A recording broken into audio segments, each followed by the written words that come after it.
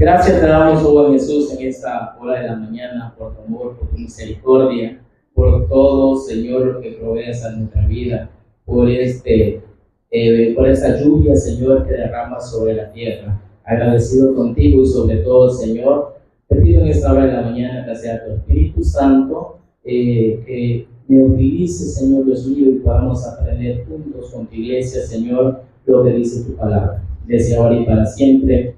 Amén.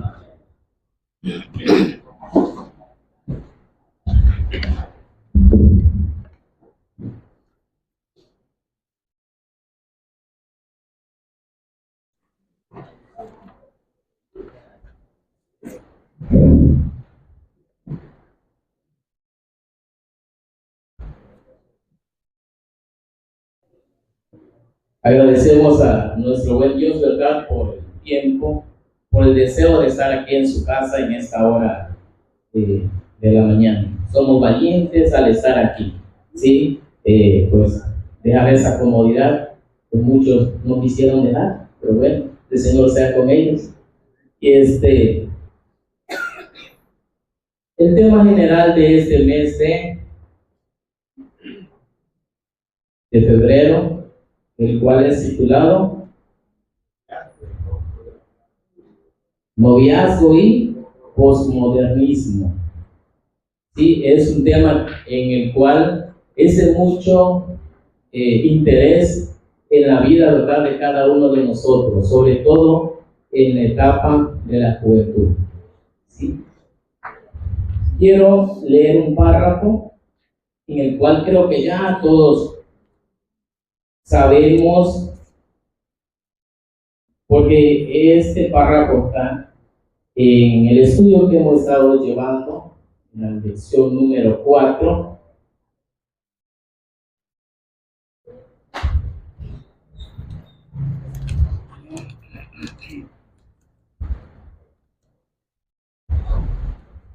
Que nos dice: la etapa previa al altar es el noviazgo.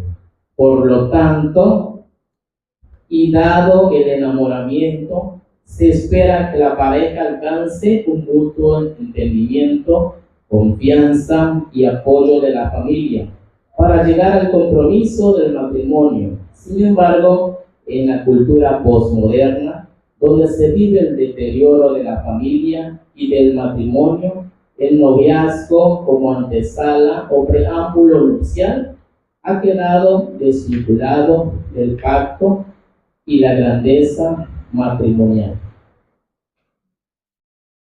La Biblia no habla explícitamente en cuanto a lo que ahora conocemos como noviazgo. Sin embargo, para el cristiano debe ser una relación hacia el matrimonio. Un noviazgo, aunque es una relación con mira al matrimonio, no tiene que terminar muchas veces en lo que es una boda, con el matrimonio como tal. Sí, porque creo que todo nos lleva a pensar, ¿verdad?, cuando hablamos del noviazgo, sí, aquellos tiempos en el cual nosotros pasamos por ahí. Yo, pues 13 años, hay de 20 años, de 30 años, de 40 años, no sé cuál es el matrimonio más grande, ¿verdad?, que hay aquí en nuestra iglesia. Pero todos podemos, ¿verdad?, recordar aquellos tiempos en el cual, ¿cómo fue nuestro enamoramiento? Porque ahora, ¿verdad?, en esos estudios en el cual estamos viendo, pues nos habla de un posmodernismo. Ya todo está cambiado, ya todo no es como antes. Si ustedes le preguntan a una persona, ¿verdad?, más grande, le puede decir cómo eran los noviazgos, hablar de 40, de 50 años atrás. ¿Sí? Una de las cosas, los padres eran muy estrictos en ese sentido. ¿Sí? Aparte de estricto, todavía aún te elegían la persona con quien te ibas a casar. ¿Sí? Y era papá y mamá que mandaban y tenías que obedecer. Y otra de las cosas que se ha dado, ¿qué ofrecen? ¿Sí? ¿Qué ofrecía aquella familia? Ya fuera por la hija o el hijo, ¿verdad?, en el cual iban a contraer nupcias. Es totalmente en estos tiempos que ha ido cambiando todo eso, pero yo les pregunto a ustedes, en el cristiano, ¿qué tanto ha afectado la posmodernidad? Principalmente, el número uno tenemos el noviazgo cristiano, debe ser pues entre dos jóvenes, ¿verdad? Que sean cristianos, hágase la redundancia. ¿Por qué? Porque estamos siendo desobedientes a lo que nos dice Segundas de Corintio. Veíamos en el primer subtema que nos decía: no os unáis en yugo desigual. Nuestro hermano explicaba de qué se trataba un yugo, ¿sí? Sabemos que hablaba de dos animales que iban sujetados por ese objeto, ¿verdad? Y los dos tenían que jalar pareja, ¿sí? Entonces, en estos tiempos, cuando una pareja, por decir ya sea el hombre, el joven que es cristiano, y se busca una novia que no llega a ninguna iglesia, completamente está desobedeciendo, ¿sí? Está desobedeciendo a ese mandamiento, a ese que Dios ha dejado, ¿verdad? Nos dice: no unáis en yugo desigual. Es un engaño igual contraer un noviazgo, cuando creo que hay muchos a lo mejor que puedan decir: si es cierto, o por mí pasó, que dicen, pues, ahí en el paso, ahí en el camino se va a convertir. ¿Sí? A veces nos vamos con esa idea. ¿Sí? Pero ¿cuántos les ha costado a aquella familia para que su pareja llegue su tiempo? ¿Sí? Es por eso que en este tiempo que estamos hablando, especialmente para los jóvenes, ¿sí? Que tomen decisiones sabias en estos tiempos. Dice: el proceso de un matrimonio cristiano debe de seguir la voluntad de Dios. Debemos buscar y esperar la voluntad de Dios, sabiendo que es buena, agradable y mejor que la nuestra. Eso nos dice Romanos 12:2. Romanos 12:2 nos dice: no os conforméis a este siglo, sino transformados por medio de la renovación de vuestro entendimiento, para que comprobéis cuál es la voluntad de Dios, agradable y perfecta. ¿Sí? Muchas veces nos vamos con la corriente, con las ideas que tiene este mundo, ¿verdad? En cómo es el noviazgo en el mundo. Y muchas veces ¿qué pasa? Adaptamos esa costumbre. Como joven, ¿verdad? Un noviazgo que disminuya mi ministerio no es la voluntad del Señor. Eso lo deben de tener presente los jóvenes, ¿sí? Un noviazgo que no aporte, un noviazgo que no va a contribuir a mi ministerio, es un noviazgo que está mal. Es un noviazgo que no va a progresar, sino al contrario, igual a mí como persona me va a separar de los caminos del Señor. Algo que nos dice, vamos a buscar en el libro de Tito 2:34. ¿Qué nos dice?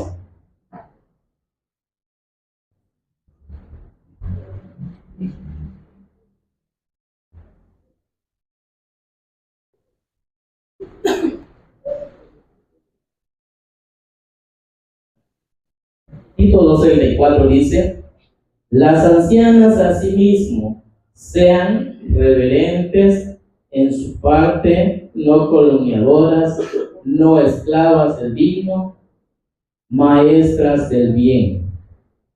Enseñen a las mujeres jóvenes a amar a sus maridos y a sus hijos. Y muchas veces, ¿qué hace el joven?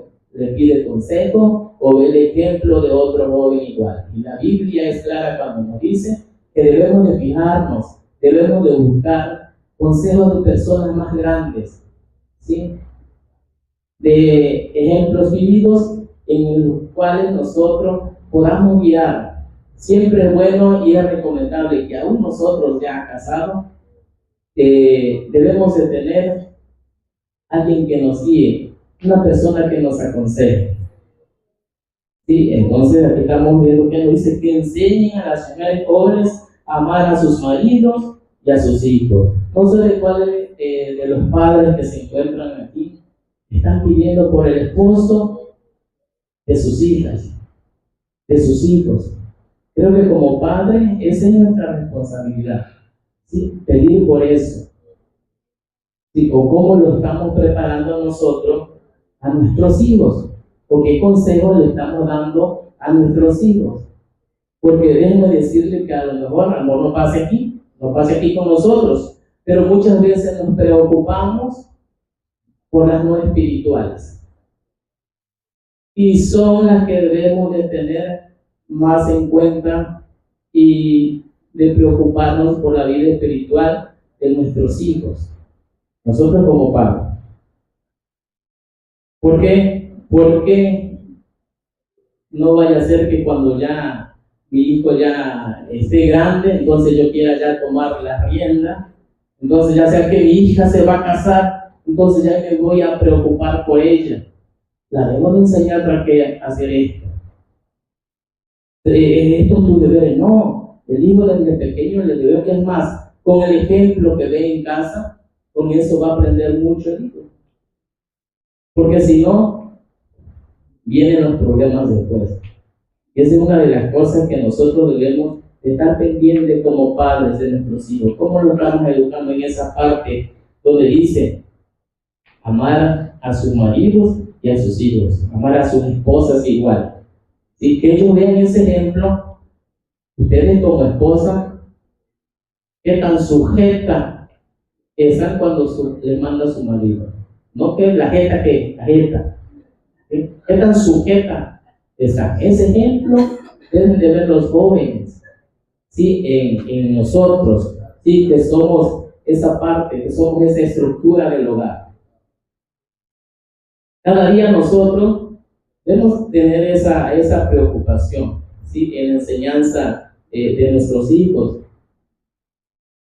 Como jóvenes igual, tienen que estar pidiendo por esa pareja que el Señor les va a dar, ¿sí?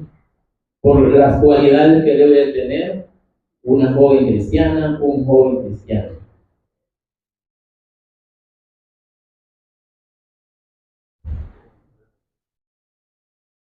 Nuestro trato con el sexo opuesto siempre debe de ser santo y puro. Ese es otro elemento muy importante en el cual el joven debe de tener muy en cuenta. La voluntad de Dios es que seamos santos y que evitemos la fornicación, ¿sí? Los jóvenes, ¿verdad? Sabemos que no hay ningún compromiso de matrimonio, que todavía están solteros. Entonces, ¿qué es lo que puede ocurrir ahí? Una fornicación. Vamos a ver qué nos dice Primera de Timoteo 4:12. Escucho que dice Primera de Timoteo 4:12. Ninguno tenga el cuerpo de juventud, no sea ejemplo de los creyentes en palabra, conducta, amor, espíritu, fe y pureza. Fe y pureza. En todas esas palabras, ¿verdad? Que dice el último, dice pureza. En todas es importante que los jóvenes, ¿verdad?, guarden eso y cada uno de nosotros. Pero en la pureza es donde nos vamos a cuidar, es donde no se van a contaminar, ¿sí? Donde no se van a ensuciar tanto su vida espiritual. Por eso nos está diciendo que en este proceso, ¿verdad?, que se lleva de la juventud, debemos de ser santos y puros. Sigue diciendo, es sano establecer relaciones sociales en grupos en vez de individuales. Creo que cada uno de nosotros y los jóvenes que están aquí no me van a dejar engañar. En esos tiempos los jóvenes saben, ¿sí?, cuál es el peligro que se corre. ¿Sí? A que yo tenga una noviecita, a que yo tenga una amiguita, ¿sí? Pero cuando realmente cada día jóvenes nos consagramos al Señor, el Espíritu Santo tiene que redarguir en nuestra mente. Pero ¿cuáles son las medidas que yo como joven cristiano tengo que tomar? ¿Sí? Somos carne, somos débiles. Hay que orar al Señor que nos dé esa resistencia, pero yo no voy a provocar a irme a un lugar solo con ella. ¿Sí? ¿Por qué? Porque soy débil. No. Busco donde siempre esté en grupo. Voy a buscar, decía alguien, ¿verdad? Un pastor decía, hay que establecer igual acuerdos como pareja. Dice que él establecía acuerdos con su pareja, eran cristianos los dos. Dice, nuestros besos, nuestros agasajos no deben de pasar más de medio minuto, porque ¿qué pasa cuando se pasa más de medio minuto? Empieza un calor como el que tengo ahorita, el clima. Empieza un calor, empiezan a sudar, se empieza a activar parte de nuestros cuerpos, y entonces ahí está el peligro, jóvenes. Y él dice que le decía a su pareja, cuando sentía ya el calor, la soltaba. Sí, en vez dice que cuando iba a su casa, dice que en el carro ponía el aire para que su mamá no viera lo rojo que iba. Eso es realidad, jóvenes. Entonces nosotros nos debemos de cuidar de todas esas cosas. El libro de Luis Palau decía, Señor, que mis manos no lleguen a donde no deban de tocar. Sí, hay ciertas partes del cuerpo, de la mujer, del hombre, que no se debe tocar. Es bendición, claro, cuando ya está en el matrimonio. Todo eso es hermoso, sí, y es bendecido por el Señor. Es ahí el lugar donde nosotros debemos de esperar. Yo siempre a algunos jóvenes les he comentado, ¿de qué me sirve hacer una gran fiesta, hacer una gran boda? Si yo ya tuve relaciones sexuales con mi esposa, con mi novia. No, aquel día se espera con gran gozo. Sí, se espera la luna de miel. Sí, porque nos hemos guardado el uno para el otro, y eso es de bendición a nuestro hogar. Eso es de bendición a nuestro hogar. Entonces, jóvenes, en esta mañana quiero que ustedes se lleven en su corazón. ¿Sí? Sabemos, ¿verdad?, que los tiempos, la posmodernidad ha invadido mucho, pero nosotros debemos de ser sabios en estos tiempos, ¿verdad?, que es tan difícil para la juventud. Y nosotros como padres, velar por ellos, estar al pendiente de nuestros hijos. Yo siempre, ya a mis hijas les estoy hablando de todo eso. Antes le daba como pelita, ahorita no. Sí, ya 7, 8 años, ya entienden. Entonces nosotros, ¿en qué estamos ayudando a nuestros hijos y velando por su vida espiritual? Sigue diciendo, levantar expectativas en el sexo opuesto nunca es un juego. ¿Sí? Lo que decíamos, no tomar patrones del mundo, no imitar, ya porque mi compañerito así lo hace, pues igual yo lo voy a hacer. No, el cristiano aquí somos nosotros, y de todo eso es que nos debemos cuidar.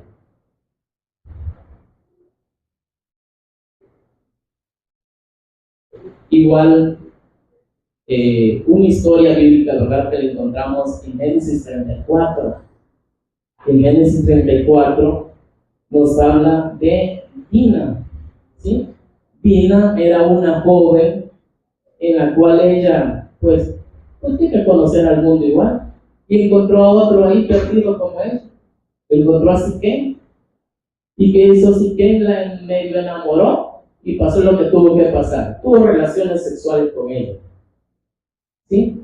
Y ya después sí que quiso ahí como que remediar la situación. Le pidió al papá, ve a hablar con el papá de Dina, que yo me quiero casar con Dina. Ofrécele tantas cabezas de ganado, ofrécele tierra. Y sí, como el papá anda ahí, que sí, iban a llegar a ese trato, pero los hermanos de Dina no estuvieron de acuerdo lo que él le había hecho a su hermana. ¿Y qué pasó ahí? Vino una gran desgracia sobre esa familia. Los hermanos de Dina mataron a Siquén, ¿sí? Mataron a otros varones. ¿Por qué? Por esa desobediencia, muchas veces jóvenes. Vamos a ser sinceros. Si yo no quiero a esa niña, a esa señorita, pues ¿para qué la voy a entretener? Sí, porque es muy importante cuando ya en una relación seria. Acuérdense que el noviazgo se da, es cuando ya me voy a casar, es la antesala del matrimonio. Pero si yo todavía tengo esas dudas, pues vamos a ser sinceros desde el principio. Sabemos que algunos dicen, sí te escucho, pero lo último el consejo, las decisiones las tomo yo. Y a lo último, quiera o no, a la familia nos llevan igual ahí. Esas situaciones hay que evitarlas, hay que dejarnos llevar de los consejos jóvenes. Y ustedes, papá, hay que pararnos firmes. Sí, hay que pararnos firmes en estas situaciones que pasan, ¿verdad? Y no terminar como la hija de Jacob por todo lo que pasó. Entonces ustedes como jóvenes igual deben de ser sinceros y recuerden que todas las cosas nos ayudan a bien, pero siempre y cuando somos temerosos del Señor. Cuando cada decisión que tomamos en nuestra vida sean sabias y prudentes, va a servir de mucho para la edificación de nuestras vidas. Y cada día, ¿verdad? Cuidar nuestra vida espiritual.